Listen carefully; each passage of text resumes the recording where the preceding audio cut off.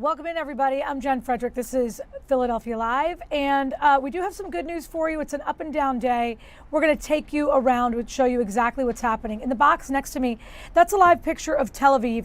We will have the latest in the conflict with Iran, and that involves Israelis shooting at different places. We're going to talk to you a little bit about that. Below, that's the good news I was talking about. The stock market, well, why did it have to do that? It had an arrow that was in the green. Now it's got an arrow that's going down. But overall, stocks have had a really good day. So the question is, why is the U.S. stock market moving higher? Basically, investors are reacting to fresh economic data. And there's also an expectation that the Federal Reserve could cut interest rates later this year. So basically the Dow Jones climbing because of that. The other thing that is happening, Russell 2000 index has jumped, and that's basically lending to a broader market value. Again, all of it based on the prediction of what the Fed will do. Nearly 70% of U.S. stocks are looking good, signaling broad participation across the sectors. Because, you know, there's the energy sector, there's techs, and a lot of times they balance each other. But certainly anyone who's looking at personal income right now, they're looking at spending figures. They are waiting for the upcoming labor reports. Meantime, the commodity markets remain active. One of the reasons why crude oil is trading for about $94 a barrel. It was $96 a barrel, and gold is hovering around $5,000 an ounce. So a lot of activity there in terms of the markets. The other thing that's happening, your weather. Many of you guys woke up, it was below freezing this morning if you walked out of the house. I don't know if you're working from home. But the good news is the temperature is rising, and it is expected to be in the 50s this afternoon for a lot of people. Yes, and you might want to travel. We do know that TSA lines are expected to get longer before they get better. We checked in with some people who are actually traveling this week, and they said they arrived 1 hour, 30 minutes before their flight time, which is when they typically arrive. Typically they have a pretty good amount of time to like get a snack or whatever. And they said they were able to get through the lines. They got 1 cup of coffee and they took that on the plane, but they did indeed have the time to get on the plane, to be there, to make sure that their family wasn't too stressed out. In some airports, this is PHL Live, like Houston, they're telling people to get there 4 hours ahead of time. I can tell you that a lot of people who are frequent flyers are ignoring that advice, and then they are being met with missed flights because the lines in some airports are way longer than what we are experiencing at PHL, which is good news. The problem is we're really at the beginning of the thick, really popular spring break travel season. Some schools are going on spring break today, Friday, and that will just kind of happen week to week for the next couple of weeks. We have a lot of airports. Okay, what do we have? We don't know. But I think the one with the thingy out of the top on the bottom left is Phoenix. And Phoenix is a hub for Philadelphia. So a lot of people who are trying to travel out west have to get out that way. But as you can see, the roads look good. If you're traveling, you're going to pay more, but you get to do it on your time. So you're moving back and forth. You can definitely do that at whenever you want to do it. You want to take a day off, you want to do whatever. That's really good news. Okay, so like I said, there's a lot happening at this hour. We do want to give you a brief update on what's happening with the latest in Iran. As you know, Israel, as well as the United States, just about 2 weeks ago, bombed Iran. So right here, this is a live picture of Tel Aviv. One of the reasons why we wanted to show you this is one of the updates that we have for you. And by the way, none of them are very good, is that Israel has bombed several countries. And we do believe 100 children were killed in one of those bombings.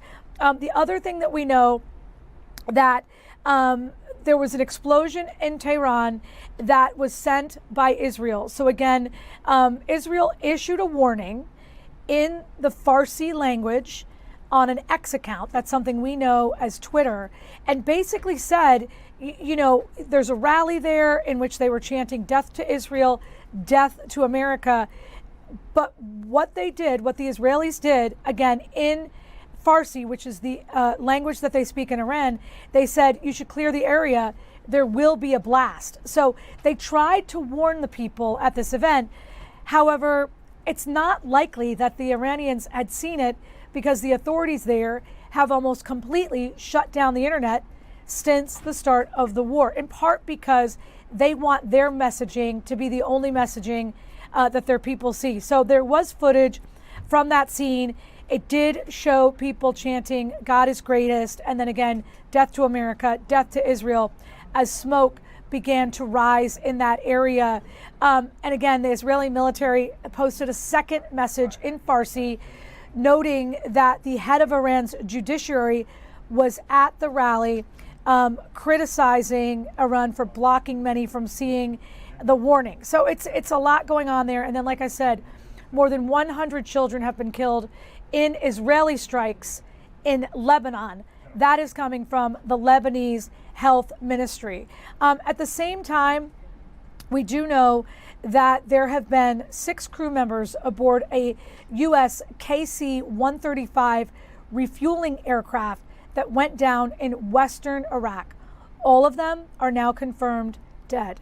The aircraft was lost while flying over friendly airspace during Operation Epic Fury.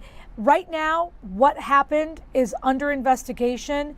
They will say the loss of aircraft was not due to hostile fire or friendly fire.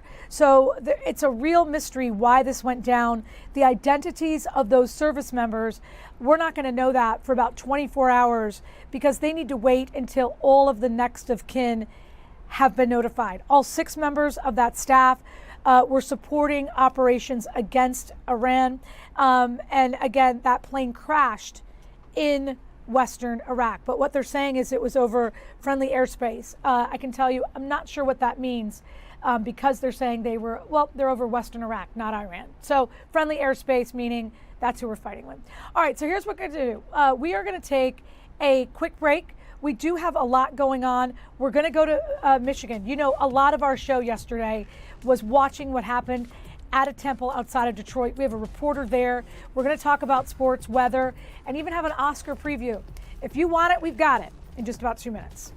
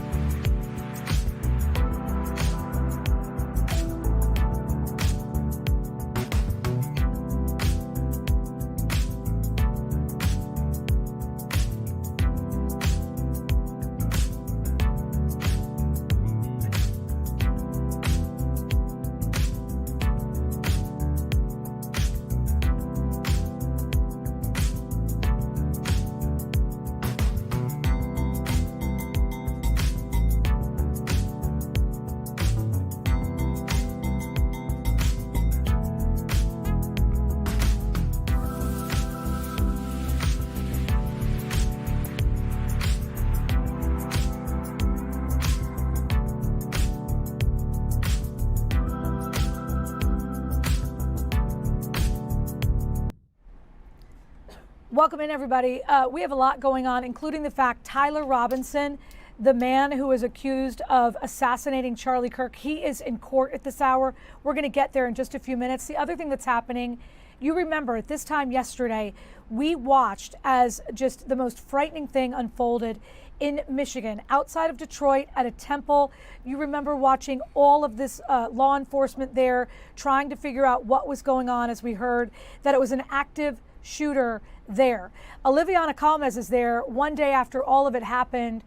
The good news here is that no one other than the suspect was really injured, right? Or actually, was one security officer injured in this? Jennifer.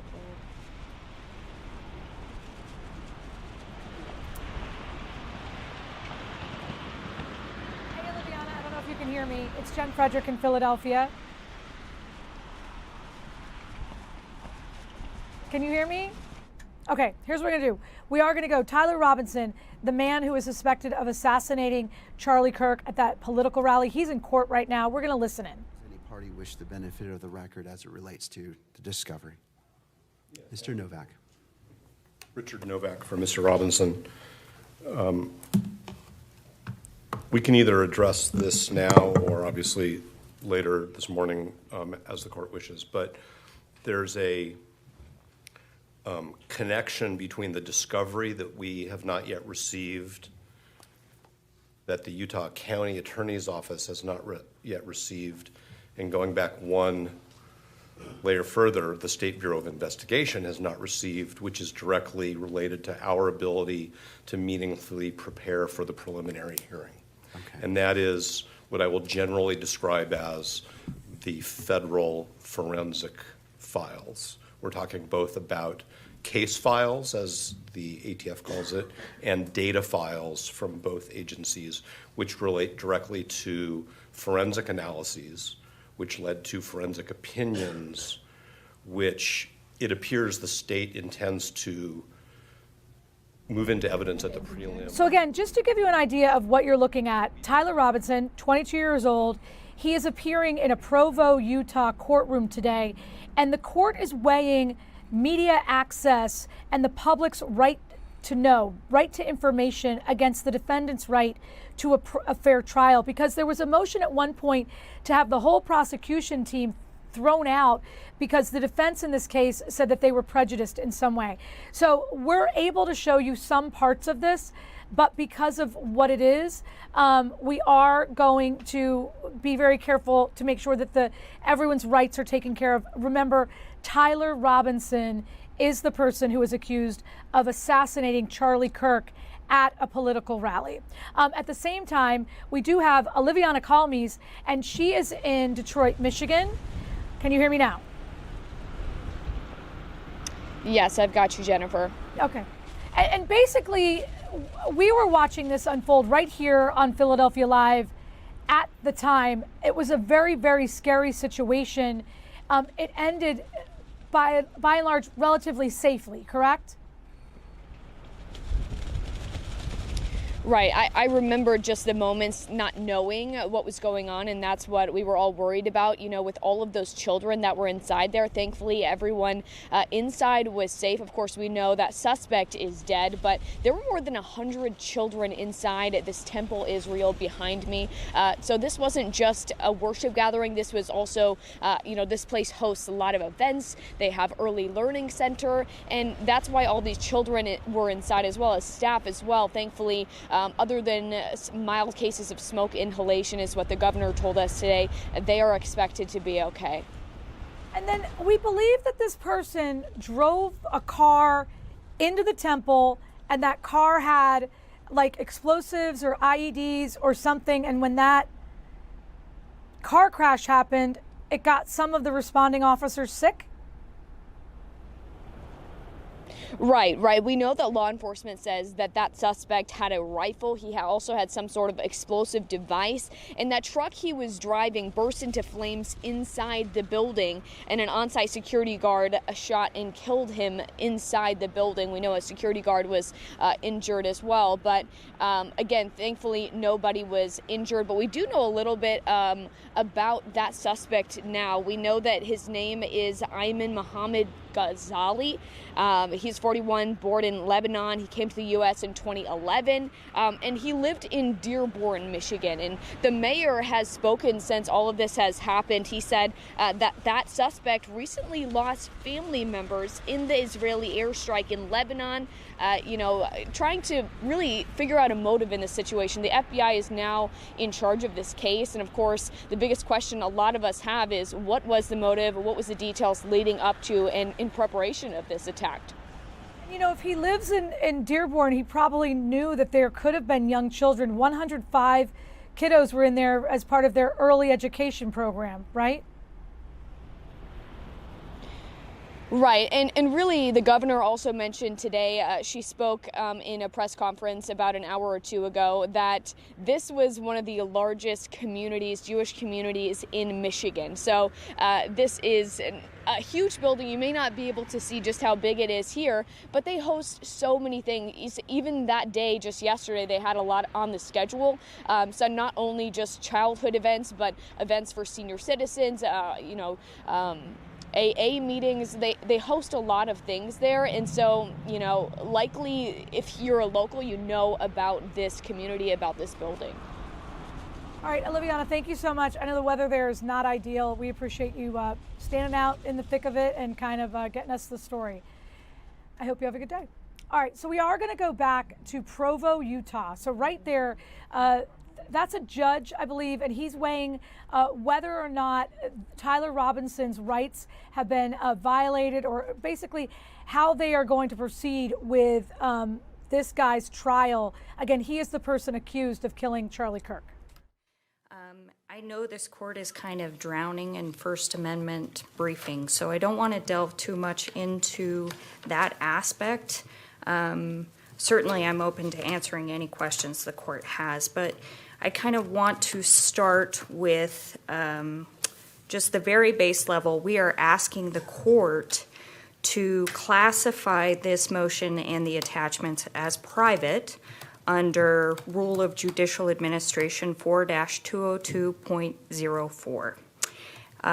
The reason that we are asking the court to do this fundamentally is because we believe that the release of this motion and the evidence has a reasonable probability of impacting our ability eventually to impanel an impartial jury and for our client to have a reliable penalty phase should that occur. I want to start kind of with a little bit of a procedural history here. Back in October, November, early in the case, the defense and the prosecution met and conferred about how the government would preserve evidence in this case. And when the government, the prosecution, and any law enforcement agencies sought to conduct testing that might impact the evidence in particular ways, they were to provide us notice. And if we could not come to an agreement about that, we are required to file something with the court to ensure that the testing doesn't move forward. That's what occurred here. In December, on December 22nd, we received notice from the state. They filed a certificate of service for that notice, and they also informed us in the correspondence, essentially, that they were not filing the notice because they were concerned about their ethical considerations under Utah Rule of Professional Conduct 3.6, which basically says we should avoid making public comments that influence a case, and the comments specifically talk about particular evidence that might impact a case, more likely to impact a case. We agreed with this. We did try to come to a resolution, but ultimately, at the end of the day, we needed to preserve the issue. So in order to preserve the issue, we had to file something with the court. And honestly, there was a lot of back and forth about whether or not we could file it publicly, how we wanted to do that, because we have the same concern that the state voiced in that initial email. Are we putting something into the public sphere that will inappropriately enter into the minds of potential jurors and impact the case? Ultimately, we decided that we have two obligations. One is to preserve the issue, to ensure our client's right to due process and his right to effective assistance of counsel needed to be preserved. We needed to file this and put the court on notice in a way that this court can make a ruling on it should that become necessary. And I will say, Your Honor, that we continue to work on this issue with the state. We're still negotiating it. We are not asking for a hearing on the underlying motion because we think we can likely resolve it. It was almost to the point where we contemplated potentially asking to withdraw the motion, but of course that doesn't really cure the record issue. So we are here. In addition to that, the other obligation. I just want to give you an idea of what you're looking at. Tyler Robinson, he's in a Provo, Utah courtroom, and basically what the two sides are kind of talking about right now is they're weighing media access to this trial. Again, Tyler Robinson, he is accused, he has been charged with killing Charlie Kirk. His team says that all of this will prejudice the jury, that the media attention is not good for their client. So they're kind of going back and forth to basically balance the public's right to have some information on this, as well as balance whether or not all of that attention will prejudice in a negative way a jury against the accused. So we're going to dip out of that. We're going to take a quick 2-minute break. We got something really cool happening right here in Philadelphia at Imhotep High School. We also have some Oscar predictions and so much more. So it's a Friday. Where else do you have to be? Stay right here.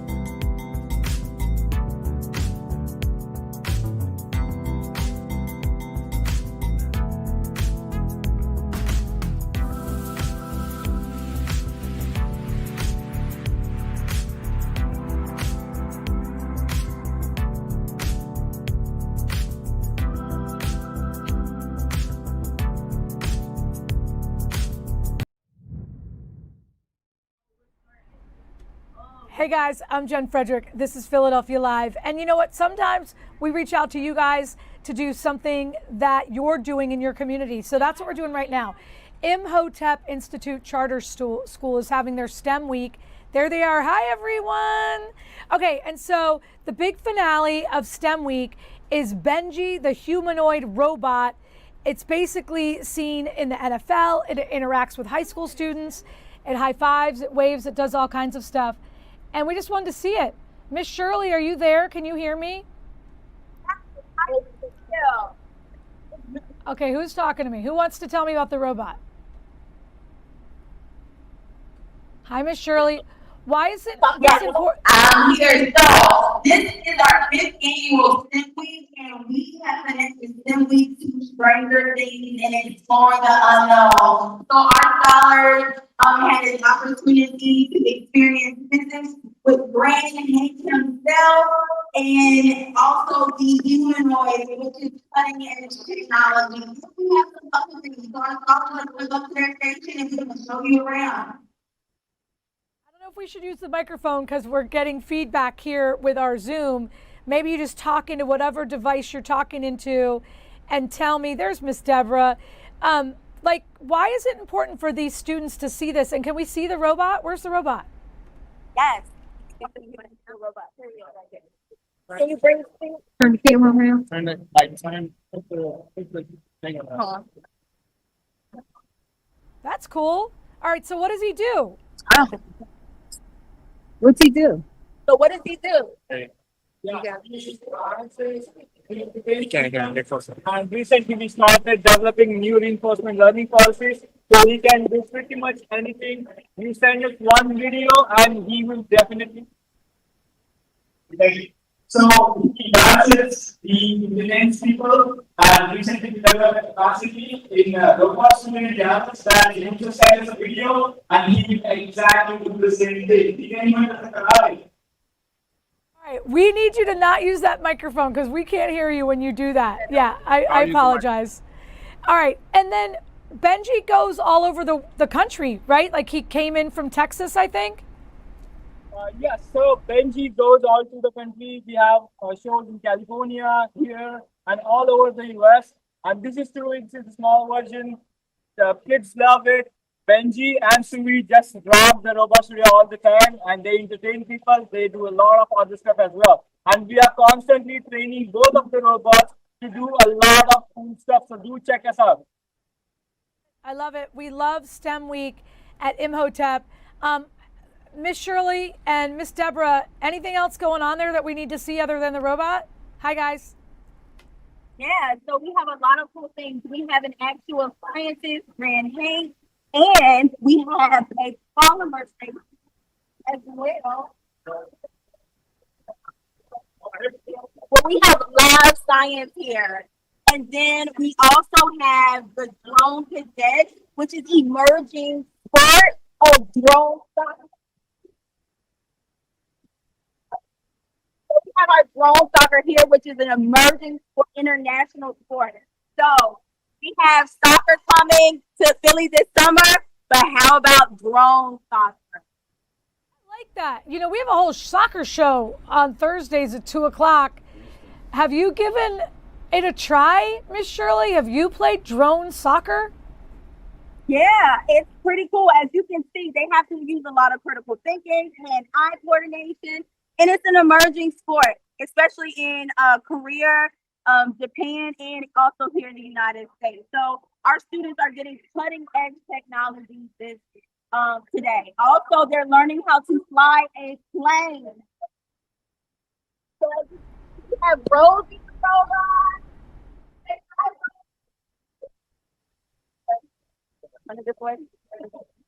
So we have Rosie the robot who actually takes photos of everyone. Rosie, can you do something special for us, which has AI integration in it? So as people take pictures, then it's an AI superhero Stranger Things integrated technology. Love it. Listen, thank you so much for checking in with us. We love Imhotep. We love STEM Week. We know you do a lot of things that people will be very surprised about. So thank you very much. Thank you so much, Jen.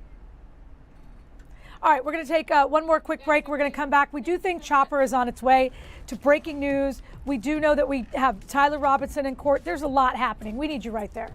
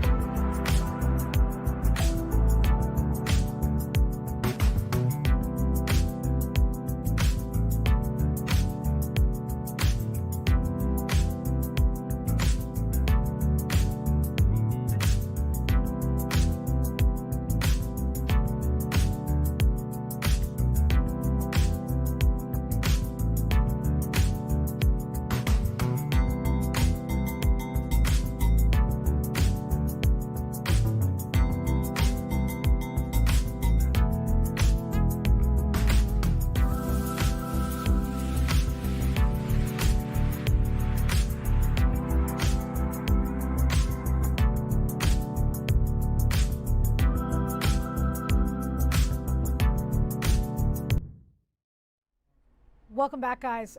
We do have a situation at West Deptford High School. You can see Sky Fox is there. The school is in lockdown. There's a bomb threat there, and that's why Sky Fox is there. So again, this is West Deptford High School. That school is in a lockdown situation. So if you do have kids that might be in there, you probably know already, because typically kids with their phones will text mom, dad, caregiver, and let them know what's up. We do see several vehicles out front. Now one more pulling up. Interestingly, when it comes to high schools and bomb threats, we typically hear about it. That's Sky Fox. That's Sky Fox. Sky Fox is pulling away. Are they going back in? Are they going back in? Again, this is a live camera. It is a camera attached to a helicopter.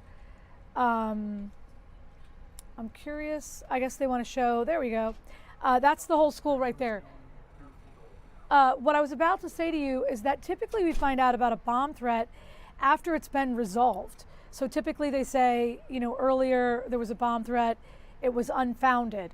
Rarely do we get to this level when it comes to these types of things. It's one of the reasons why Sky Fox is there. Again, this is West Deptford High School. That's in New Jersey. Looks like their mascot is the Eagles. It's green and it's the Eagles. And again, you do see several cars. And now, look, we have an officer with a canine. You got to believe that dog is potentially trained to go in and find a device if there is a device in there. They, you know, a canine officer, this is one of their main jobs, candidly. They go in, is he leaving? Sometimes what happens here is they give the canine officer specific instructions in a very private setting with the handler, so that that's the only thing the dog can focus on. We also know that many handlers will speak a foreign language with their dog, with their canine, so that no one in the area can get that dog's attention. Sometimes they're given commands in languages we don't all speak. German is a very big language that sometimes they give their commands in to the canine officer. So there you see the officer, looks like an officer, who was with the dog, the canine officer, put the dog back in the vehicle and is now headed into the high school. And again, here's what we're learning. There is a bomb threat and a lockdown at West Deptford High School. So just want to let you know what's going on there, because obviously this week has been kind of crazy with that type of thing. We are going to go back. Yeah, we're going to go back to Tyler Robinson. So Tyler Robinson is in court. He is the guy who is accused of killing Charlie Kirk. And two sides are talking about how the media will be able to get access to this trial as it happens. Has to be considered, and as Kern dictates. And I think the best description of the type of hearing we're talking about on the 17th is discussed by the U.S. Supreme Court in Estes versus State of Texas, which we cite in our 305 pleading. And in that case, like this one, there was extensive pretrial publicity, prejudicial pretrial publicity. And in that case, like this one, there was a motion to exclude further coverage by way of electronic media. And the court addressed the issue of whether that type of a hearing is something that in itself can give rise to prejudicial pretrial publicity, because of the fact that the evidence that's being brought forth during that hearing is going to be, by definition, prejudicial. And the court in Estes, this is Judge Clark's opinion, says, is it page 535 of the Estes opinion, it is contended that this two-day pretrial hearing, that is the hearing to exclude the press, cannot be considered in determining the question before us. And the question before them is whether Mr. Estes was deprived of his right, federal constitutional right to a fair trial. And the court goes on, we cannot agree Pretrial can create a major problem for the defendant in a criminal case. Indeed, it may be more harmful than publicity during the trial, for it may well set the community opinion as to guilt or innocence. Though the September hearing dealt with motions to prohibit television coverage and to postpone the trial, they are unquestionably relevant to the issue before us. All of this two-day affair was highly publicized and could only have impressed those present and also the community at large with the notorious character of the petitioner as well as of the proceedings. The trial witnesses present at the hearing, as well as the original jury panel, were undoubtedly made aware of the peculiar public importance of this case by the press and television coverage being provided, and by the fact that they themselves were televised live and their pictures rebroadcast on the evening show. So that kind of captures why we had to bring this motion, because we don't want to be in a position of inflicting another wound on Mr. Robinson's right to a fair and impartial jury by republicizing either right now in arguing this motion or on the 17th when the court hears from us what the nature and extent of that pretrial publicity is. Well, let me stop you right there, Bert, and Yes. Mr. Burt. So you cite the Estes case, but Estes was overruled by Chandler v. Florida because in Estes there was an assumption of prejudice, but in Chandler it required the defense prove actual prejudice, and so it changed a little bit. Can you talk a little bit about that? Yeah, certainly. The Chandler court, first of all, was asked to but did not overrule Estes. But what it did clarify, as the court just indicated, is that if the defendant wants to prove up a federal fair trial violation, it's his burden to prove prejudice. And the Estes court outlines that that can be done through an evidentiary hearing at which the defense would have the burden of showing, again, the factors under the James case, nature and extent of publicity, how it prejudiced the defense, whether there are reasonable alternatives. That's going to be the very purpose of the hearing, to comply with Chandler's mandate that we have the burden to prove that prejudice. Right. And so we're going to be taking on that burden, and we think well establishing that we're entitled to the relief that we seek, which is some restriction on the type of prejudicial information that is flowing not only from the electronic media, but that electronic media being amplified by the widespread use of social media, which we discuss at length in the motion. I'm not going to get into the merits of the motion itself, but to address a concern the court had about, well, really Estes is no longer good law. Estes is cited favorably in Chandler. It's cited favorably in Hollingsworth versus Perry, which is the Supreme Court's most recent discussion of cameras in the courtroom.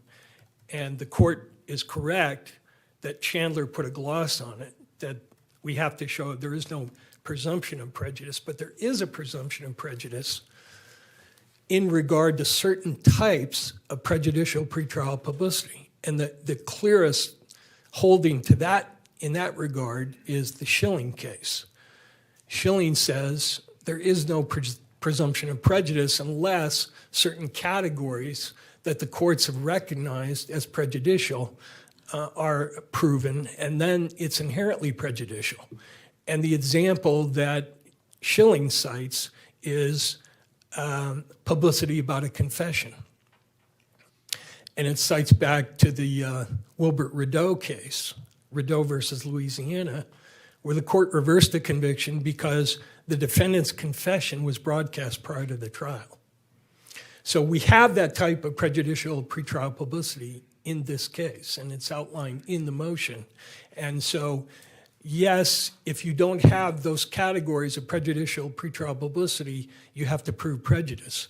But there are certain well-known categories that do give rise to a presumption of prejudice. And that's reflected also in Rule 3.6, which says there are certain things lawyers should not be commenting about. And so we'll show both that we have categories of prejudice that are recognized as presumptively prejudicial. So again, what he's talking about is basically Tyler Robinson, the man accused of killing Charlie Kirk at a political forum. So many people have called this an assassination. His trial is going to happen in Provo, Utah, And so both sides of the situation are talking about how it will be covered, right? Because they're trying to balance the public's right to know, media access, and potentially prejudicing a jury because there is so much attention, largely in a negative way, being hurled at the assassination of Charlie Kirk. So again, it's like, what are you going to do? And basically, lawyers on both sides of it are arguing with the judge. Will there be a camera in the courtroom? Why or why not? So we're going to be listening in, but it is getting a bit technical. So we're going to take a quick break. And here's what we have. We have two of, I would say, this country's most esteemed voices on cinema. They're going to weigh in on what they think will be the winners for the Oscars. And if you know me, you know I'm joking a little bit. It's not a Siskel and Ebert situation. It's a little bit less serious.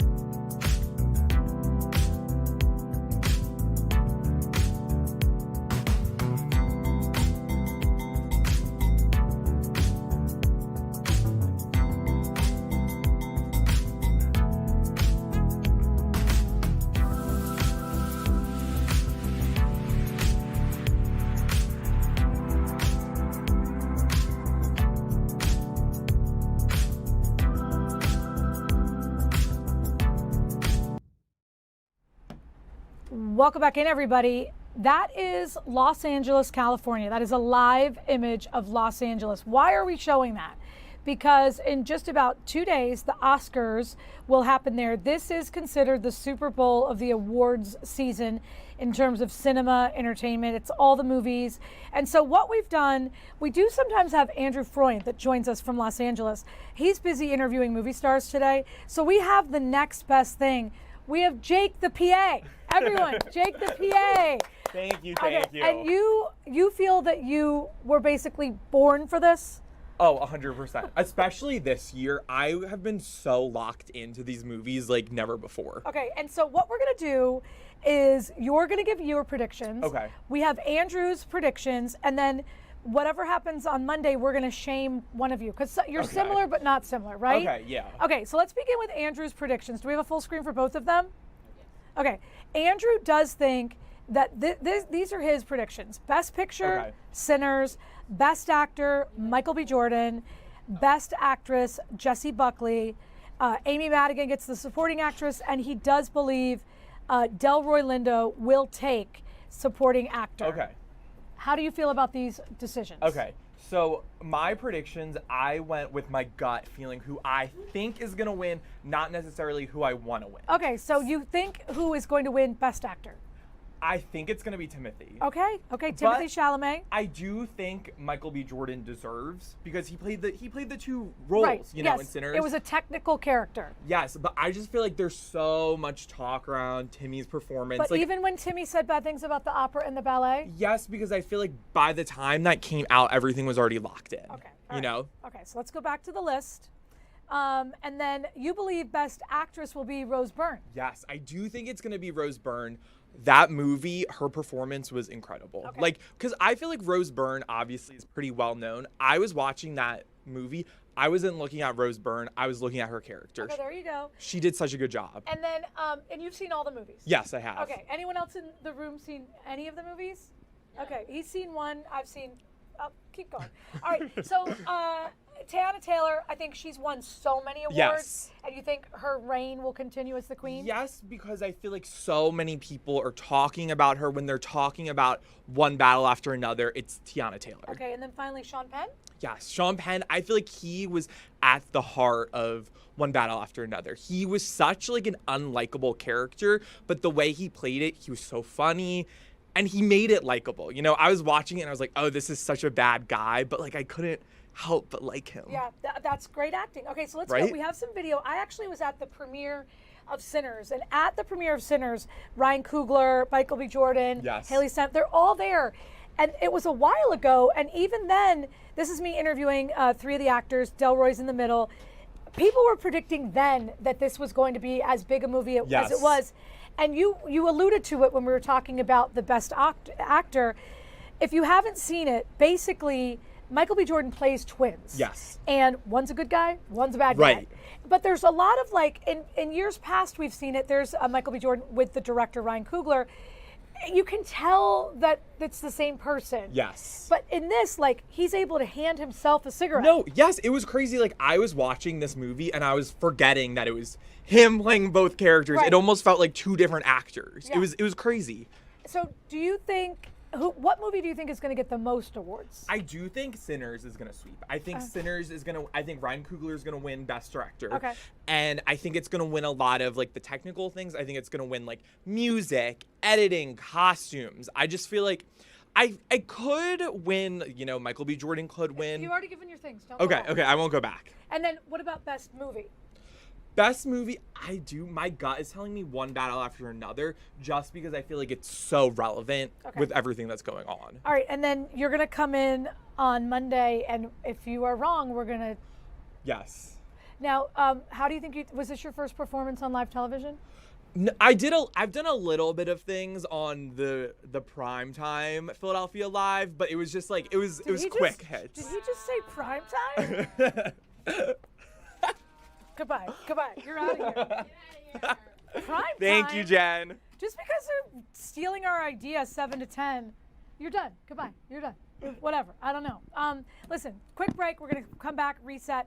We just want to give you an idea of what people are talking about because we're Googling it. It's trending. We'll be right back. Thank you. That was awesome.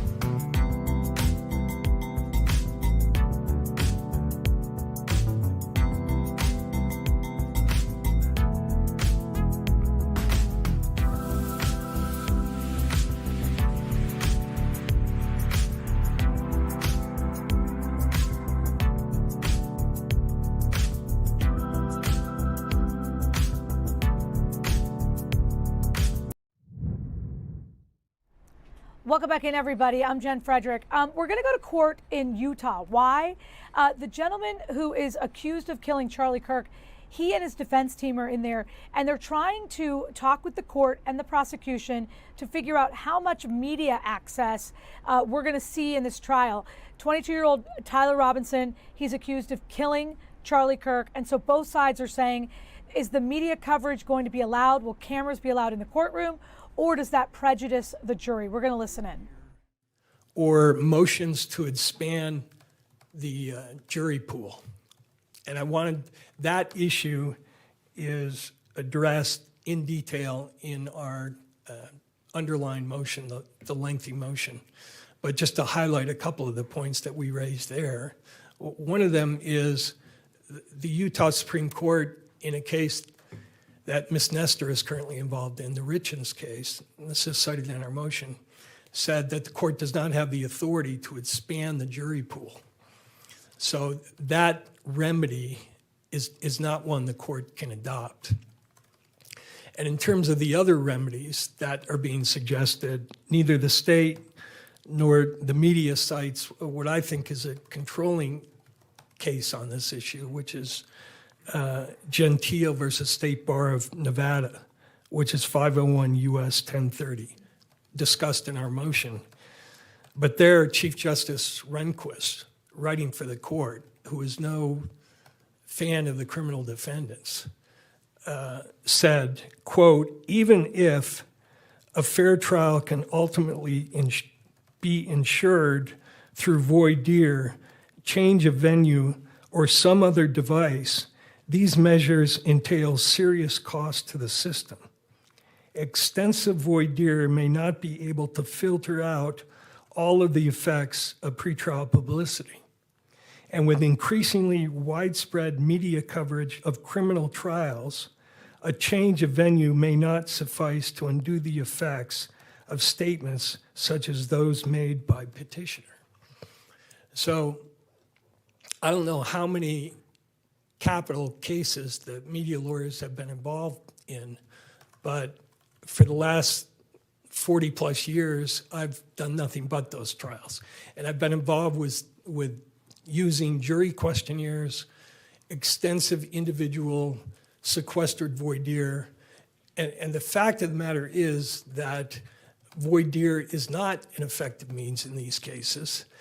And to the extent it is effective in excluding people who hold prejudicial opinions, it calls into question other rights that are implicated. For instance, in a death penalty case, the jury has to be death qualified, both those who would automatically impose death and those who would automatically impose life.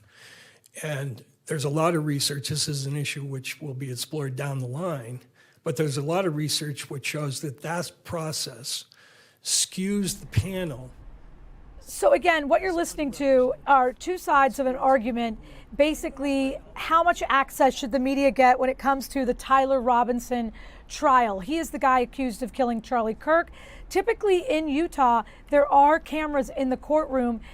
His team, his defense team, have said all of this publicity has negatively prejudiced a potential jury, and so they want it not to happen. So they're going back and forth. It's something we're going to be listening to until 2 o'clock. So we're going to take a quick break. We're going to come right back, and we're hoping to have a couple of things, including a live reporter in Norfolk, Virginia, talking about that Old Dominion shooting from yesterday.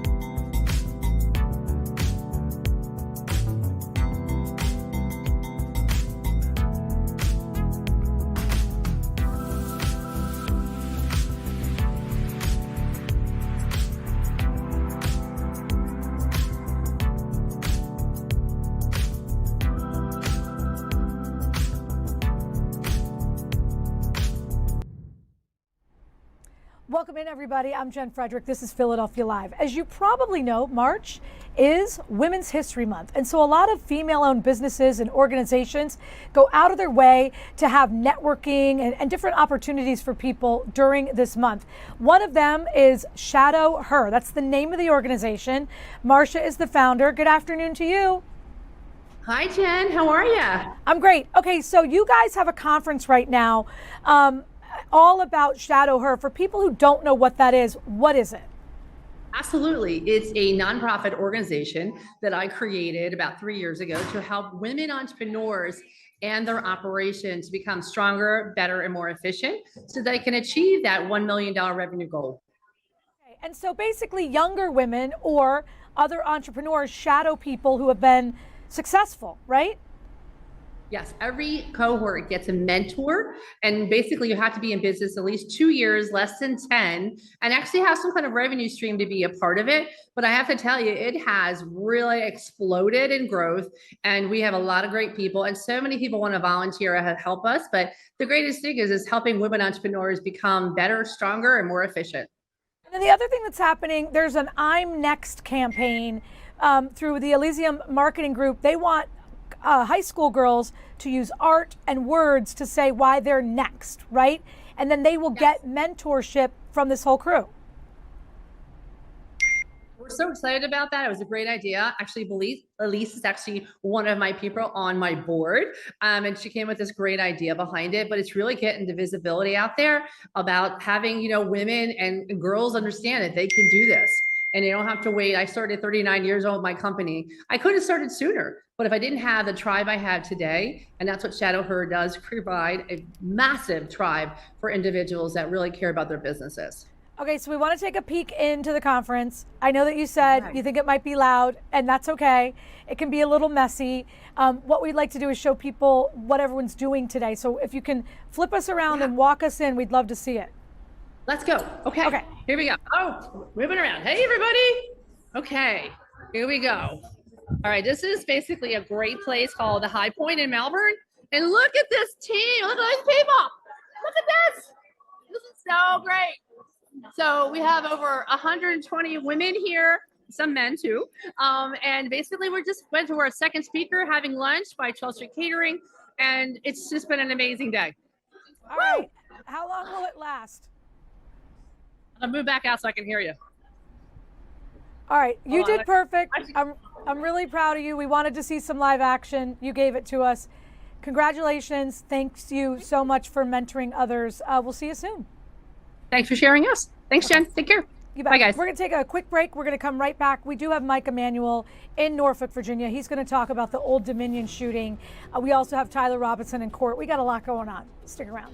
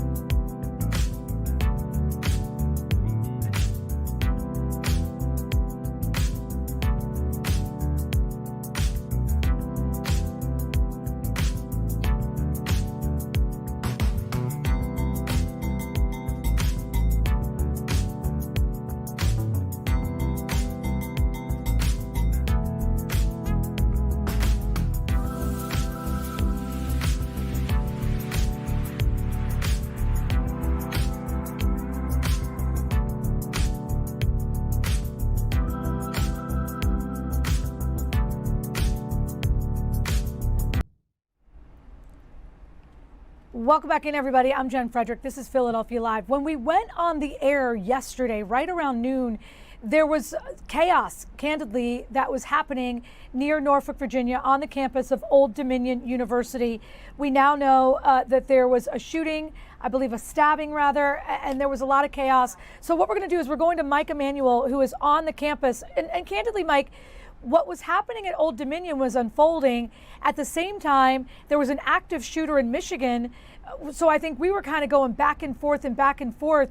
We never really had resolution on exactly what happened at Old Dominion. That's why we wanted to speak with you. Well, Jen, thanks for having me. Yeah, a nerve-wracking day, both here in Norfolk, Virginia at Old Dominion University and also in Michigan, the other location where that tragic incident happened.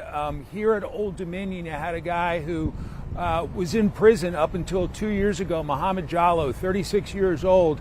He goes on to campus, he starts shooting, and we've learned that two of the ROTC students, several of the ROTC students basically attacked the suspect, and at least one of them stabbed the guy to death, heroically stopping the attack.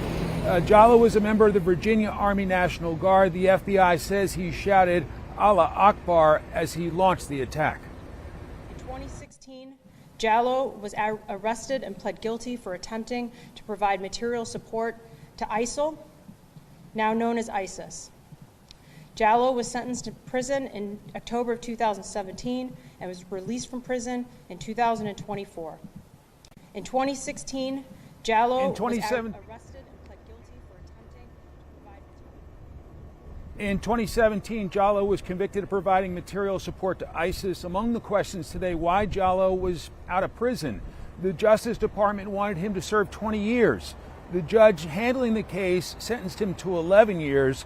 He was out after 8 years. The attack taking place here at Old Dominion University in Norfolk, Virginia. Yesterday morning, an Army officer who led the ROTC program, a beloved figure here, was killed. 2 students were injured. FBI Director Kash Patel saying it's being investigated as an act of terrorism. Officials here at Old Dominion are trying to reassure an anxious university community. And we do everything that we can to protect the students here. Every one of these kids are my kids. And I treat them the same way and protect them the same way as I would my own children that are away at college. Old Dominion University is closed today. Classes are canceled as this university, some 200 miles southeast of Washington, D.C., tries to recover from this tragic attack. Jen? All right. Yeah, that's the information we were looking for all day yesterday. You've given us a much better picture. Mike Emanuel, we do appreciate the help. Have a good rest of your day, okay? Thank you. You too. You bet. All right, we're going to go back to a courtroom in Utah for just a few minutes. Again, Tyler Robinson is there. So is his defense team, prosecutors, and a judge. They're trying to figure out what type of access the media should have to this trial. Remember, Tyler Robinson, 22 years old, accused of killing Charlie Kirk. The rest of the motions here. But what the court said next in affirming the trial court's decision in Allgaier to release that letter is really instructive, because the court recognized that despite already circulating reports of highly prejudicial information, there were alternatives to restricting public access to the document. And those reasonable alternatives are the time-honored tools of jury selection. That's how we screen out jurors whose prior knowledge renders them unable to objectively view the evidence.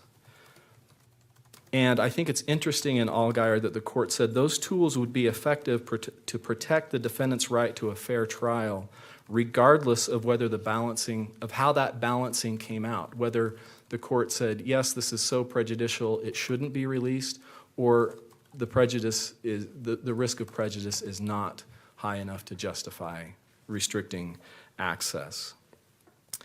That ruling, that holding in Allgaier coincides perfectly with the United States Supreme Court's analysis in the case of Press Enterprise 2, where they mentioned as well that through voir dire, a court can identify those jurors whose prior knowledge of the case would disable them from rendering an impartial verdict.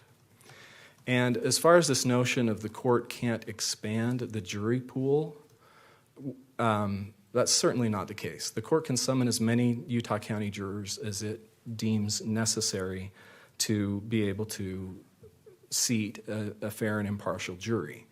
What happened in the Richens case is that given that Summit County is a smaller population county, they tried to expand the Summit County jury pool with jurors from Salt Lake County. And there's nothing that allows you to take jurors from a different jurisdiction and add them to the jury pool. But we're here in the second largest county in the state. There's not going to be any problem with expanding the jury pool here. I'll just briefly touch on, as far as the other two motions, to classify the motion to exclude cameras and the reply in support of that motion. I think basically the same arguments apply. The only thing I would add there too is that this idea of where there's so much media coverage that you've got to necessarily find that there's some prejudice. I don't know that it necessarily works that way. I think that the fact that media coverage becomes so pervasive can also tend to dilute the effects of that media coverage, because when something becomes a constant drone, a lot of people tend to tune it out. Now, for sure, there'll be people that are fixated on this case, but we weed those out through careful questioning. So again, this is Tyler Robinson. He's the guy accused of killing Charlie Kirk, and everyone is in court right now because they're trying to figure out what the level of access will be to the public and specifically to the media. In Utah, they typically have cameras in the courtroom. His defense team has said all of this pretrial publicity has really tainted a potential jury pool. So they're going back and forth on, what the rules, what the regulations will look like as that case comes to trial. It's not the only thing that's happening right here in Philadelphia. There's quite a bit. So first of all, the weather. This week has been up and down and up and down. We saw snow yesterday. It was 80 degrees. That's a gorgeous picture of the skyline. By the time most of us get out of work, and certainly later today for maybe your kids' school sports and stuff like that, it's going to be hovering around 48 degrees. There's a creepy cat and some other stuff on that because it's Friday the 13th. As you know, 6 years ago, we said goodbye to each other for a long time. It was the beginning of the official COVID lockdown. So Friday the 13th is pretty sketchy around here. But there was initially some good news for the stock market. It looks like it's a little bit down, but basically the broader group of stocks, including commodities, energy, and tech stocks, they're all kind of feeling a little bit better. It's by no means a full rebound, but certainly if you have money in the stock market, if you have investments, it's ending better than how it started. But we know that crude oil, the conflict in the Middle East, that's going to drive our money for quite some time. And then finally, isn't every day a good day to talk about your Philadelphia Eagles? And if you're going to do that, you might as well bring in Tom Loudon. Hi, buddy. How's it going? Just like Good Day Philadelphia this morning, when no one else is available, you just bring in who you can. No. We wanted you. It's like you hosting the after show today. It's a good time. We always like when you're on the after show. You're here because you actually know a bit about sports. I actually asked Marjorie in your department, and because I was looking for you, and she said, I could talk about Chase Utley, and I said, that was yesterday's party. Yes. Today's party revolves around what happens at the link. So, first of all, let's talk about Dallas Goedert. You have a prediction? I think by 6 o'clock tonight we could know something. Basically, they pushed off a clause in his contract that was supposed to go Wednesday where his deal would void. If they don't bring him back, they have $20 million worth of dead cap money, which trying to understand that. So the thought is they're probably trying to work on a deal. There also is there a connection with what's going to happen with AJ? Because if you trade AJ, you have a bunch of dead cap money. So who knows? I mean, maybe they push it off again, but you could hear something soon on Goddard coming back or going. And on sports radio, That's all they're talking about is AJ. Should he stay or Yeah. should he go?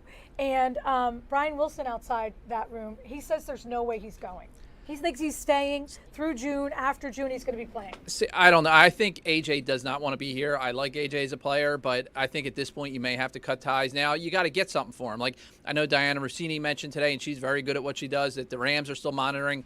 It would take a lot for me to give him to the Rams. I mean, if you're trying to compete with that team in the NFC, I mean, if they suddenly have Puka, AJ Brown, and Matt Stafford, No, thank you. I mean, good night. But, you know, we'll see. I mean, they're eventually going to have to do something, and it's a matter of, like, if they think that he'll be happy being here. Because I don't know if they can do what they've done the last couple of years. No, they need to get a life coach or something in the building. And not, didn't they have like a stuffed animal or something in there? Well, they had the Easter Bunny for Right. like 2 days, and they lost that game, and somebody popped that. So, yeah, no. All right, and then a linebacker, we got a new linebacker and he has local ties. Edge rusher, kind of local ties. Arnold Ebiketie, who played for the Falcons. He had a couple years where he had 6 sacks, so he's a rotational guy. But 3 interesting things with him. He started his college career at Temple University. Oh. Then for his last year, he transferred to Penn State? Penn State. He went to Penn State! And he was born in the same hometown in Cameroon as Joel Embiid. I love that. So there's 3 things. There you go. That's Does he why make you're the here. team? Who knows? But you got that knowledge anyway. Dude, he had 6 sacks. 2 years ago. Oh. But he's, you know, he could be a nice rotational piece. He's a flyer guy. You see what happens. Maybe he pops. Maybe Like, he can doesn't. he do the wheel? Like Hassan Reddick used to do the wheel. The and bend. like, They have good bend. Yeah, They say like on with the edge. I love yeah. it, but they So like there go you go. around and get him. Okay, we're not going to talk Phillies because there's not really a lot going on. Sixers and Flyers. Anything happening? Sixers are falling apart. They basically rostered me, you, and director Steve Bradley for Wait, the game can I just last ask night. this question? Did Did we have to, like, you know, even though the Phillies aren't exactly where we want in the postseason, and you know the Eagles didn't go to the Super Bowl, like they're competitive right now. Did we have to sacrifice the Sixers and the Flyers to get the Phillies and the Eagles where they are now? It seems like it because I mean, listen, the Sixers are the Sixers, and that's a mess. The Flyers have not hosted a playoff game in that building you're looking at right now since 2016. They were in the playoffs in the bubble, but forget about that. They have not hosted a playoff game in South Philly in 10 years. That's impossible. That's right. And didn't they used to, when I first got here, you said everyone makes the playoffs every year. Well, apparently now we're like the Cleveland Browns. I mean, like it's not, and they're rebuild all this stuff, but you can't go 10 years in this market with that team's history and not have a home playoff game. No. Well, you can't. You can because they're doing They it. did, but okay. So, and then the Union. They're struggling too. They sold everybody after Is last that what year. it is? That's what they do. They're a selling team. They build guys up. They have chances to win, but then they sell them off and try to go young again. And so far, 0-3 in the MLS. They won their first couple of CONCACAF games, but they lost their most recent one. So Okay. World Cup's coming. And then, wait, before that. Selection Sunday. Yes. Are you going to do it? Do you do a bracket? Oh, absolutely. I even Okay. do one that somebody in this room sometimes circulates. We're allowed to do betting now. That guy retired. No. All for fun. We have like No, but candy. In the olden days, we weren't allowed to do it but now we have betting shows, don't we? Isn't betting Yeah, but it legal? doesn't necessarily mean that we're betting is legal in here. But Oh, yes, we yeah, just we like don't do to that. we just compare our sports knowledge to Right. see for the Now, you know, fun of the I game. have a girls, you know this, I have a girl, they all know this, I had a girls survivor pool for the NFL, and I do have a girls March Madness. My favorite thing is, and I do give this verbally and written, like at least 4 or 5 of them won't fill it out to the end. They think that's cheating. You know how you fill all the things out and you say who's going to win? Yeah. They think filling it out till the end is cheating. What do you mean? Because normally week to week you mean- pick a game. That's how. For the Survivor No. or for the March Madness? Yeah. So March Madness, you fill out the whole thing. I know. So and I tell them it is to. cheating if you wait till the games are played to fill No, it out. no. What they say is they don't want to fill it all out too early. And I'm like, you turn it in, filled in. That's who I'm dealing with. yeah, It's amazing. Sometimes I win that one. Well, if But you, I do tell them. I if say you're the you only have one to. who actually fills out the No, whole there's form, usually then 2 or 3 that probably do. It's some good friends you got there. Or they'll say things like, I thought I already voted for the Super Bowl champion. Yeah, there you go. Villanova lost to Georgetown. In the I mean, listen, we'll see. I mean, St. Joseph's had a surprising year. Their coach, Are they in? I don't know if they're in yet, but they've had a good year. You know, Is listen, Penn State in? local college basketball, no. It's Notre Dame in? St. Joe's tonight, 7:30. St. Yeah. Joe's tonight. So At I mean, home? That means Grace will be cheering, not home. No, She can't not do home. that. But, you know, it's a shame. But local college basketball is not what it was just because of the way things have changed. It used to be something, but now it's like, you know, you don't have the Big Five. You don't have Grace that. Vaughn. She's a cheerleader at St. Joe's. It's something to her family. The cheerleading squad's outstanding, but I'm just saying the college basketball level is not the same as it was with the NIL, and everybody's just paying and jumping from team to team. Okay. One last question. What else? You know that many kids who study abroad, it is their spring break, and many of them are in Dublin, Ireland right now. They're getting ready for the St. Patrick's Day. Brody fun. Frederick. Brody is there, but we're going to go to a study abroad girl who's from New Jersey that I think goes to Syracuse because she knows how to work a phone. That's good stuff. I mean, like you see where the levels were at. Her son's on spring break in Dublin. My daughter's on spring break in Aston, Pennsylvania. Enjoy it, kid. No, but his freshman year he was on my couch. Yeah, well, she'll work her way up. Yeah, well, maybe next year she'll go to You're Cherry the Hill. boss of this show, technically. Are you worried about us going live to Dublin? Listen, we struggle doing a Zoom to Conshohocken, so we'll see No, how we're Dublin good. goes. No, this chick is good. We had her one time. All right, go to break and we'll do it. Okay, we're going to go to break, and then in a couple of minutes, we're going to bring up Maddie. I think she's at Temple Bar. We'll talk about what that is if you've never been. Thank you. You did good. You're so good at this.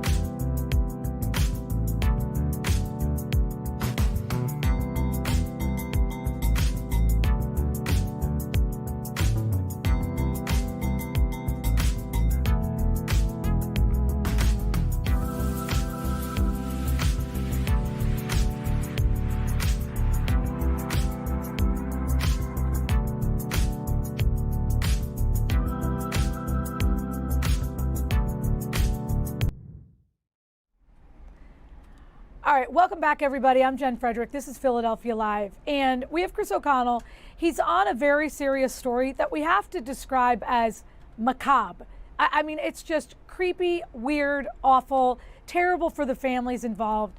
So I'm reluctant to say good afternoon to you, but hey, Chris, what's the latest? Coming to you live from a cemetery. So you see where that story is going to go. Mount Mariah Cemetery.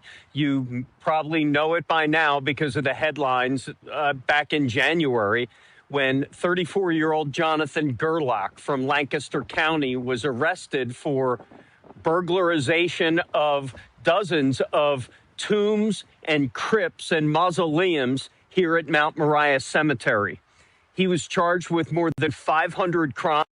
Today, he had his preliminary hearing. I should say he was scheduled for his preliminary hearing to answer some of these charges. But at the last minute, his public defender asked the judge for a continuance because some new information came to light. It's unclear what that information was, but the judge did grant that continuance, and Jonathan Gerlach didn't even show up in a courtroom today. However, what we did find outside is we met a family member of one of these graves that were desecrated, and she has a pretty remarkable story, Jen. She is the great-great-granddaughter of Jonathan Pritchard, who is that right behind me is his mausoleum. Matter of fact, I'll take you over to it while I tell the story. Once again, we're at Mount Mariah Cemetery. The cemetery, that half over there, Jen, is Philadelphia. This half over here, it is a huge, huge old cemetery. And this is the mausoleum, the crypt for one Jonathan Pritchard, who died in 1915, I believe. He was a local wholesale grocer, and in his very last wishes was to have all of his family interred in here. Some of them had already passed, and they were reinterred here in this vault, where there were the remains of 9 Pritchard family members buried here since the early 1900s. Well, it is accused that Jonathan Gerlach, as you can see, this no longer has a door on it. Most of these crypts have been vandalized. You can see over here what I can only describe as a window. That is where it believed that they broke in. Gerlach is accused of breaking in and stealing the human remains of people who were buried here. Several plots and crypts were broken into. It is alleged that he used a crowbar, got in here, and then used a crowbar to lift these 1,000-pound granite slabs away from the tombs to get into the tombs and steal those human remains. What was he doing with them? It's alleged he may have been selling them on the black market, but we can tell you that after a search warrant was performed on his Lancaster County home and his garage, they found hundreds of human remains, from skulls to torsos to legs. There was one torso that even had a pacemaker still attached to it. Some still had their funeral clothing on them. Most of them had passed away a long, long time ago. But the human remains, obviously taken from these crypts and old tombs, a lot of them, they believe, were taken from here. So we had a chance to speak with one of those family members today. She wanted to see justice. We asked her what she thinks should happen to Jonathan Gerlach if he were to be convicted of these crimes. Surprisingly, she said, I want him to get help. I believe he's sick. He's a sick individual, and I believe people who are sick need help rather than prison. So right now he's being defended by a public defender. He's still in jail with no bail. So right now, the next time we'll see Jonathan Gerlach most likely will be in about 3 weeks when that court hearing is continued, Jen. Yeah, it's just a bizarre story. And then to hear that they originally thought he was selling things, but all of the things are in his home, makes the plot thicken, as you would say. All right. Chris, we appreciate the help, and good luck.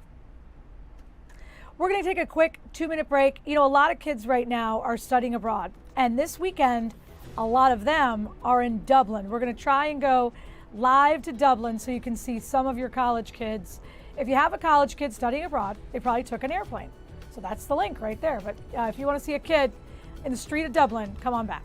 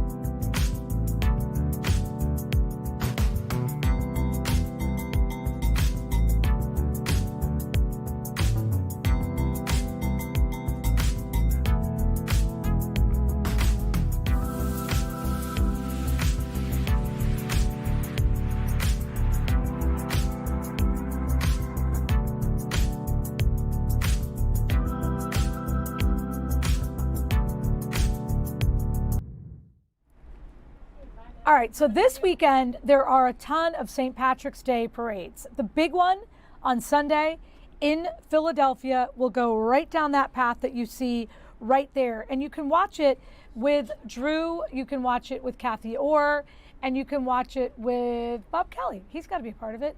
All of that's going to happen, and you'll see that right here where you're watching this on one of those things. Okay, so then the other thing is there are some parades in Conshohocken and Wildwood on Saturday. That's why we want you to see the forecast. If you're going out to a parade, let's see what we have. Again, we have the creepy forecast because it's what do you call it?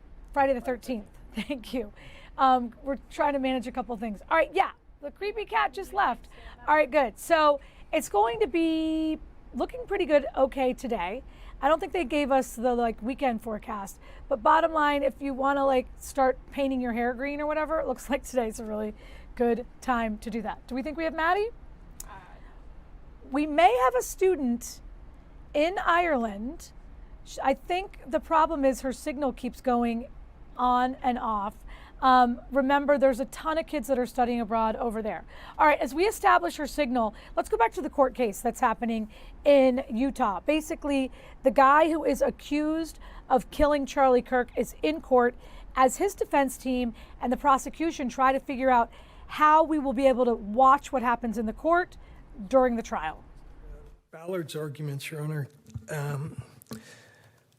Quote, we are not concerned with extrajudicial statements. That is not correct. The motion, and also responding to Mr. Judd's argument that we're not specific as to what it is we don't want publicized, that the motion sets forth 305 in great detail, the specific prejudicial pretrial publicity that we think prejudices. All right, so again, they're talking about what could and should happen during the Charlie Kirk assassination trial. Again, Tyler Robinson accused there. I told you we were going to go to Dublin. We're going to check in with Maddie. She's a student ambassador for GTG Abroad. Basically, they give you tips on places where you should go. Hello, Maddie. You go to Syracuse? Hey, guys. How is everyone? We're good? We're so good, baby. All right. There's a ton of kids that are studying abroad. Where are you? What neighborhood are you in Dublin? We are live from Dublin on the Temple Bar Street. We are right outside my hotel having a great time. All my friends are here. They're getting ready to go out. We're having a great time. When you were walking around during the commercial break, people in Ireland wanted to say hi. Do any of those people want to say hi to us now? Oh, they did. I will go find them. They wanted to say hi because they were so excited that we were live on the news, and they said they don't get a lot of that here, so I'm really excited about that. A lot of people wanted to just be out here and say hello because we're live from St. Patrick's Day, so we're having a great time. So it's 5:30 there. I see some green and white stuff. Are you guys going to do a tour of the Guinness factory? Like, other than, trying what's happening in the bars, what else are you going to do? We went live from the Guinness factory yesterday. We did a great tour. We filmed a vlog. We had a great time. And a lot of my friends now are attempting to get into the bars, and everyone is walking on the streets. I'm going to give kind of a live view if I can. Oh, yeah. Here we go. A lot of people are, here we go. Hi, how are you? My name's Annabelle. I'm really famous. New Jersey, me too. We have a lot of people who really want to go live here. So we're having a great time. It's a beautiful street. A lot of people are having fun. There's a lot of live music. There's a horse over there. We're just having a really good time all together. Maddie, when you say they're trying to get in the bar, is that because there's a line? Oh, yeah, there are lines down the street right now. I'm looking at, I'll try to get a clip of it. There are lines down the street, and you know what? That's the normal. I've heard that's like a normal thing here. I'm going to try to get a clip. Doing good. Are you studying broadcasting? What do you want to be when you grow up? Yeah, there are lines out the door right now, and apparently that's the normal. So So we're all trying to have a good time. Maddie, I'm giving you an A+ on your assignment today and extra credit for, Thank you. hanging out with us and not being in the bar. Guess what? You get to go to the bar now. You know what? If I even get in, I'm thankful that you gave me the opportunity because it is really crazy out here. Looks wild. Okay. Thank you, Maddie. Good luck studying abroad. Thank your parents for giving Thank you you the so much, opportunity. Chad. Thank you so much. Yes. We love Maddie from Syracuse, okay? Again, a lot of kids, a lot of families have someone studying abroad, and this is really where they meet up. Some of their kids come in, some of their friends come in from different colleges, and they all, as you can see, and as Maddie told us, have a great time. There's a lot happening right now. We've got weather, we've got sports, and obviously some court cases. We're gonna dip to a quick break and come right back, and I do hope you're having as good of a Friday as Maddie is.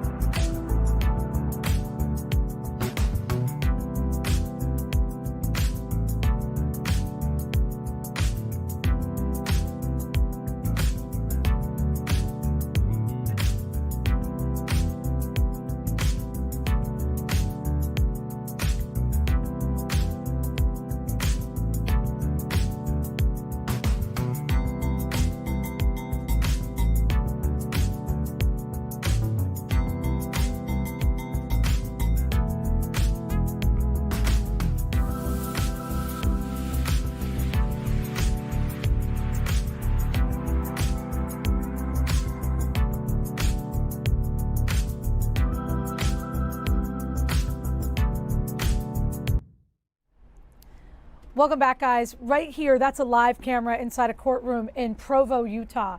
There's two sides of a court case involving Tyler Robinson. He's the 22-year-old accused of killing Charlie Kirk. Basically, the defense says the media coverage has already been overwhelming. They want it to somehow be contained. The prosecution says, you know what? The public has a right to know what is happening. The two sides are kind of arguing it in court. We're going to dip back in. That the defense has voluntarily put into the public domain. In Algiers, there was no motion to file the letter under seal by Mr. Algiers. In this case, we filed all the relevant pleadings here with a request that they be classified as private. So counsel for the media misspeaks when they say, oh, well, once it's filed, it's in the public domain. The very purpose of the procedure to make something private is for the court to rule on whether it should be considered a public filing. So that procedure was followed here. It was not followed in Algiers. He put the documents into the public domain.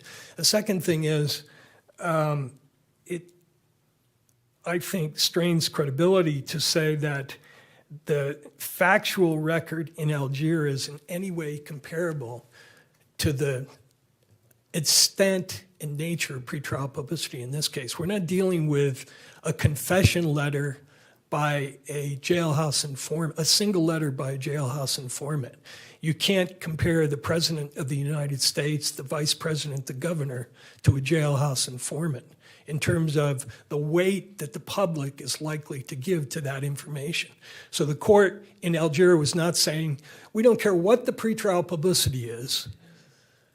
We're holding that in every case where there's been any disclosure of information, no matter what it is, that's the end of the ballgame, and the court has no obligation to try and restrict further prejudicial pretrial information. The court never said that.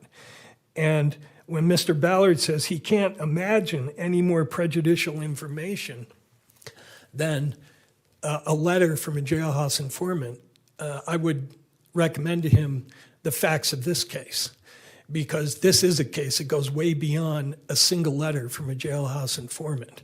It covers opinions by highly respected, in this county anyway, public officials who directly state that Mr. Robinson is guilty and deserves the death penalty. And Mr. Ballard says Rule 3.6 has no relevance here. It has relevance to the extent that it defines what prejudicial pretrial publicity is. It defines what the categories are. And the Levitt decision, which is cited in our motion by the recent decision by the Utah Supreme Court, emphasizes that the categories outlined in the commentary of Section 3.6 identify what those categories of prejudicial pretrial publicity are. And it's not, again, unlike Algiers, we're not talking about a single instance. We're talking about repeated exposure to the most prejudicial information that is imaginable. And what will come out of today's hearing will be more of the same. In other words, right now, as we're talking, there are media talking heads, law school professors, criminal defense lawyers who are being paid for their opinions and not disclosing that they're being paid for their opinions, who will say things like, oh, this motion by the defense is absolutely frivolous, or this motion is wrong, or this is why this motion should be denied by the court, or characterizing Mr. Robinson's demeanor, etc. So this case is not comparable in any way to Algiers, and the court should not buy into the notion that they are comparable. The idea that we're mixing the standards, I think, could be bounced back to their side, because they say, oh, the standard for closure of a hearing is compelling state interest and no reasonable alternatives. But they skip a step, which is this type of a hearing that we're seeking. Okay, so again, two sides trying to figure out what they're going to do for the court case of one Tyler Robinson. He's 22, accused of killing Charlie Kirk. And basically, the defense side is saying if you give this thing too much media attention, it will prejudice the jury. The other side saying the public has a right to know. It was a very public place where this happened. And so they're going to be going back and forth in front of the judge for quite some time. Back here at home, Jenny Joyce has an adorable, awesome story. It looks bitter cold out there. Sorry to make you stand outside. You're in Collingdale? That's okay. Okay. Yes, we're in Collingdale. We're in Delaware County. It is a little chilly, a little windy, but that's okay. We are here to bring you a really, really nice story, a sweet story after an 11-year-old boy has been through so much. His name is James Dosey, and today he was brought back here to Darby Township Elementary School to see all of his friends, his classmates, his teachers after a 2.5-month stay at CHOP. So Christmas morning, he ended up being transported to CHOP. He had been having some sinus pain, and I guess that progressed, and he started to get really intense headaches. He got a fever. He went to CHOP, and he was telling us that he realized he had a brain infection. And so there was a lot of swelling in his brain. He describes that they had to take a chunk out of his skull to alleviate some of that pressure. So he had surgery, and 2.5 months later, he was finally released from the hospital today, and he was brought here to school to see all of his his friends via an escort by the Collingdale Fire Department, which was so sweet. All of these kids, they had signs for him, they were cheering for him, they were chanting, "Go James, go James." So we can't wait to show you all of that video tonight at 4, 5, and 6. But it was a really sweet moment. So he was here. We talked to his mom as well. His sister goes to this school, so she was here chatting with us. And the mayor coordinated all of this. They even did a little fundraiser, and they were able to raise a couple $1,000s for the family because they've been in the hospital for so long. Apparently the mom was there with him bedside day after day, and he's one of 5 kids.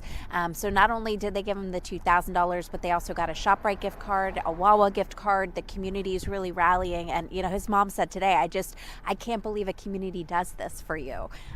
So it was so touching to see, and the family is so grateful, not even just for the community here, but for the CHOP community, for the doctors, the nurses. They said they just received such wonderful care. So it was great. We can't wait to bring you the visuals later tonight, Jen. I love it. I love it. Thank you so much. Get back in the car, get warm, or just wait for another day when it's 80, like it was 2 days ago. I know.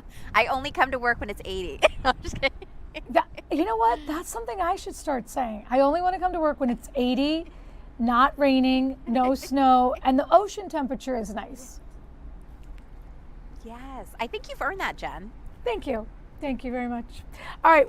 Thank you. Okay, we're going to take a quick break. We're going to come right back. We might go live to Dublin once again. Might.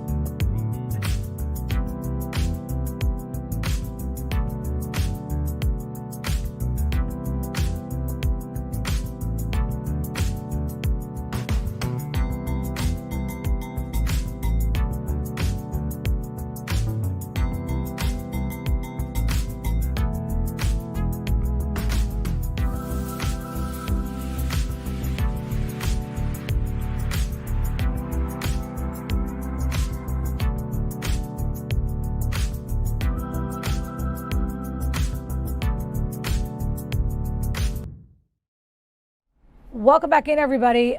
We got a lot going on in different court cases. We're going to take you to Atlanta. We're going to look in on this for a little bit. This is the former Fulton County Special Prosecutor, Nathan Wade. He's testifying before the State Senate Subcommittee investigating allegations of misconduct by District Attorney Fani Willis. You probably remember this.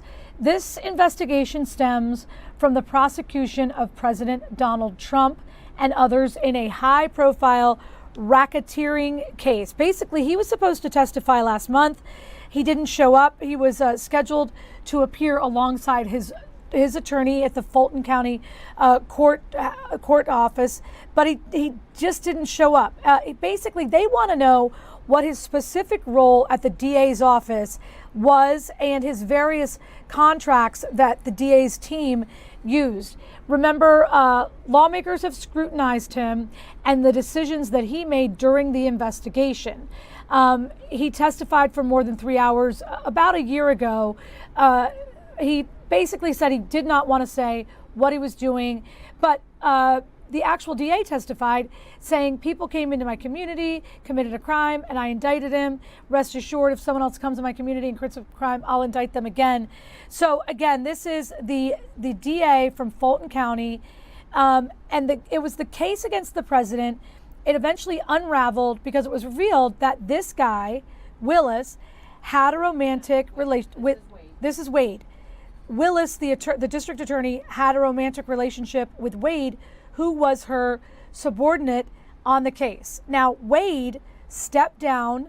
Willis was eventually dismissed from the case, and there was really very little discussion about their relationship during her time when she testified. Again, she testified for about 3 hours, and now the whole case has been thrown out because of prosecutorial misconduct. You should also know that President Trump and other defendants, they're asking for millions and millions of dollars of legal fees. So again, this is Nathan Wade. We're going to listen in. You're not sure if they did. Okay. And you do not know whether there were any phone calls with anyone else from the committee staff. Is that correct? I don't understand the question. The article here says the committee staff had a series of phone calls with your team. I just want to just make sure you do not recall whether your team had any further phone calls with any of the other committee staff. No, sir. By Jan 6 committee staff. I don't know that it happened or did or didn't happen. I don't know. It says the contacts between the committee and Willis's team also helped prepare prosecutors for interviews with key witnesses. Do you agree with that characterization? I don't. You do not agree with that characterization? No. Okay.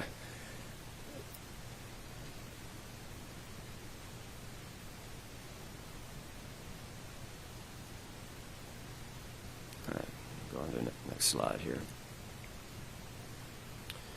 It says here, Jan 6 Committee Chairman Benny Thompson had previously described, quote, staff-level contacts between his panel and Fulton County prosecutors. Does that help you remember any other staff-level contacts that were not inclusive of that one meeting with the attorney? No, sir. Okay. In early April 2022, nearly 2 weeks before the panel staff met with Willis's team, which does seem to then point to that entry that you did have on your bill. All right, we're going to go from Atlanta, Georgia to Rocky Mount, North Carolina, where we have J.D. Vance. He is ready to speak to the people in North Carolina. We believe this gentleman at the podium is about to introduce the Vice President of the United States. And again, they're really talking about jobs, the price of living in the United States, and everything included. Great work that she is doing to make sure that we are building up small businesses all across the country, but particularly here in North Carolina. You know, when we look at this election cycle, we have to realize that this is an election focused on a choice between President Trump's vision for America, which is rebuilding our economy, restoring our borders, keeping our communities safe, and making sure that America is going to be strong and respected again around the world. Or do we want to go back to the Democrat platform that we saw over the previous 4 years of open borders, inflationary spending, and a woke, weak America? We do not want to go back to Joe Biden's America. We do not want to go back to Roy Cooper's North Carolina. We want jobs. We want economic growth. We want bigger paychecks. We want lower prices. We want safe communities and safe kids. And we want the men and women in uniform from North Carolina who are protecting our interests and our allies around the world to have everything that they need to carry out their mission. In fact, that's where In fact, we have more veterans who live here in North Carolina than any other state in the country, 720,000 of them. Do we have any veterans in the room today? Thank you.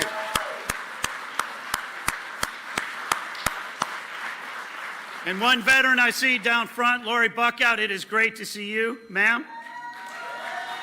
She's going to do an absolutely fantastic job representing us in Congress and making sure to represent all of our men and women in uniform as well as our veterans. Lori, thank you and congratulations. Look, this election cycle really does come down to a contrast. It really does come down to a choice for all of North Carolina. Donald Trump, every single day, is working to create jobs. He's working to make sure that we have bigger paychecks, that we have lower costs. He's working to make sure that we have regulatory and tax and trade policies that are going to work for North Carolina manufacturers, for North Carolina small businesses, and North Carolina farmers. We've got to remember that North Carolina economy is built on farming. And we are right here in the heart of tobacco country, and we know that we've got to do more for them. We've got to make sure that our trade policies are going to work, and we've got to make sure that the tax policies that we just passed in the One Big Beautiful Bill, no tax on tips, no tax on overtime, no tax on Social Security, plus extending President Trump's tax cuts that are putting thousands of dollars into every family's home, so that they can turn around and spend it on education. They can spend it on their families. They can spend it on the needs that they have. I don't know about you, but I sure trust you to spend your money better than a federal government in D.C. or a state government in Raleigh. So it is absolutely fantastic to have the Vice President down here today, because no president has fought harder for Eastern North Carolina than Donald Trump. And Vice President Vance has been here, and he knows this region, and he knows you, and you know him, and we're very glad to have him down here. But as for me, I love being back in Rocky Mount. I love being back in Eastern North Carolina. I am very, very grateful for your support in our primary and in the general election that's going to be coming up, because we do not need Roy Cooper anywhere near the United States Senate.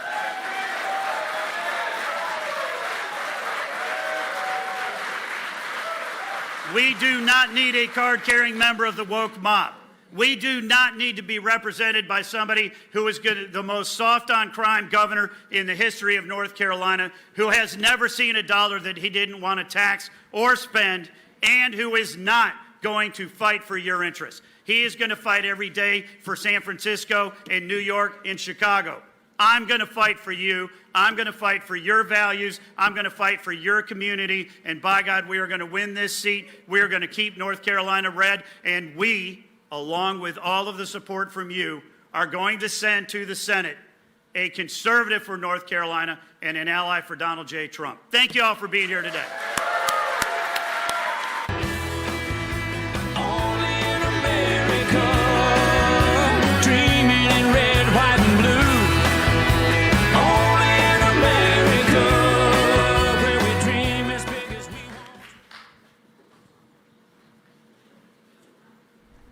So just so what you're looking at, that's Vice President Vance is expected to speak.